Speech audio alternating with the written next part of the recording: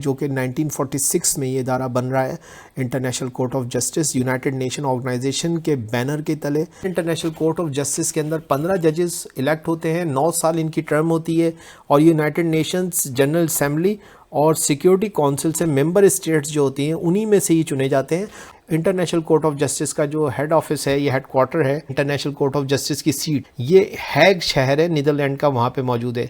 کسی بھی ملک سے 2 ججز ایک ساتھ انٹرنیشنل کورٹ آف جسٹس کے اندر موجود نہیں ہو سکتے. فرینچ اور انگلش جو اس کی ورکنگ لینگویج ہے. انٹرنیشنل کورٹ آف جسٹس کا جو اسٹیچو ہے آرٹیکل 1 میں کلیئر لکھا ہوا ہے کہ the International court of Justice established by the charter of United Nations as the principal judicial organ of the United Nation. اگر 2 پارٹیز ہیں اور دونوں کو ایکول ووٹ مل گئے ججز کی طرف سے, پریزیڈنٹ ہے اس کا ووٹ جو پھر ڈیسائسو ہوگا. اس کی ویکنیس بھی ہے کہ انٹرنیشنل کورٹ آف جسٹس کے پاس کوئی ایسی فورس نہیں ہے کہ اگر جو اس نے فیصلہ سنایا ہے اس کو لاگو بھی کیا جا سکے, اور اگر آپ کو اپیل کرنی ہے کسی کو تو وہ یونائٹڈ نیشن سیکیورٹی کونسل سے رابطہ کر سکتی ہے. تو ہیگ پیس کانفرنس 1899 کے اندر king of Russia Nicholas II propose کیا تھا کہ سولوشن ہے انٹرنیشنل ڈسپیوٹس کے, اس کے لیے کوئی ادارہ ہونا چاہیے. اور اس پیس کانفرنس کے اندر ایک فاؤنڈیشن لیڈ کیا گیا پرماننٹ کورٹ آف آربیٹریشن کا.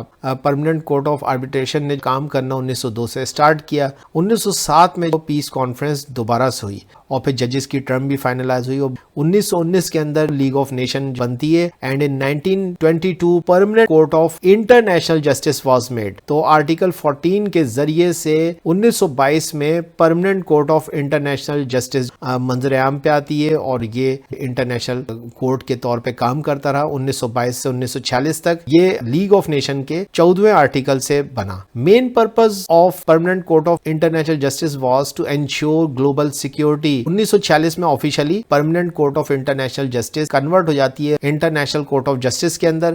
Permanent court of international justice کا لاسٹ سیشن 1939 کے اندر ہوتا ہے. دونوں پارٹیوں کی رضامندی کے بغیر انٹرنیشنل کورٹ آف جسٹس کے اندر کیس نہیں رن کیا جا سکتا. یقیناً international court of justice disputes کو سیٹل کرتی ہے اکارڈنس ود انٹرنیشنل لا, اور ساتھ میں ایڈوائزری اوپینینز بھی دیتی ہے, قانونی مشورے بھی دیتی ہے. اس کے ساتھ ساتھ وہ ان کیسز کو لیتی ہے جو کہ یونائٹڈ نیشن آرگنائزیشن سے ریفر کیے گئے ہوں.